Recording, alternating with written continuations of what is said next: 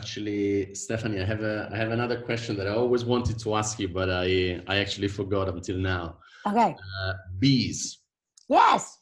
So I've seen, a lot of communication, from your side about bees, and I remember actually my wife just sent me a picture of my daughter in the countryside here in Moravia in Czech Republic with, in a bee farm, and I remember back in the days, like a few years back, the managing director of Europe of SAB Miller in her free time in the UK, she was raising bees. She was beekeeping. Amazing. Beekeeping, yeah. Yeah.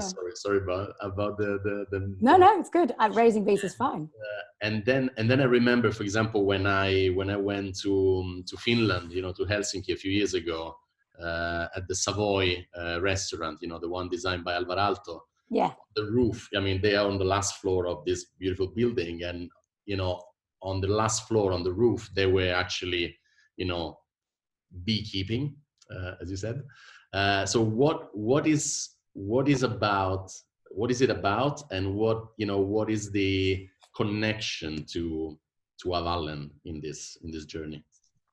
So the be positive is that it's quite straightforward, but it's actually got quite complex because within the messaging, people go, but is it made from honey? Yes, So basically, so we need to understand how to communicate this on better, right? But let's just take it as a basic platform. Be positive is about being the best you can, right? So it's be positive in all your business decisions, your marketing culture, the weight of your bottle, the quality of your liquid. So it's that positivity around what we're doing. But ultimately, it came down to the fact that when looking at our sustainability equation, I come from wines. I love my grapes, but it was about the importance of pollinators. And so if you look at how vital bees are to the survival of the human race, it is mind-blowing. Without bees, we don't have apples, but without bees, we also don't have tomatoes, and we don't have coffee, and we don't have limes, and, we just have nothing that we love, and we're left with a world of grain. And, bread is fine, but if you have nothing to put on it, then, what are we eating? So we really, really, really wanted to promote, we call them fuzzy little winged warriors.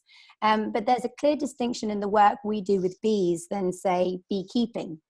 Now, there are thousands of species of bees, but us as a human race, we have all loved the most the honeybee.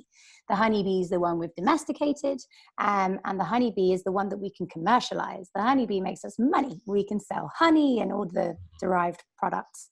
Our focus is the wild bee.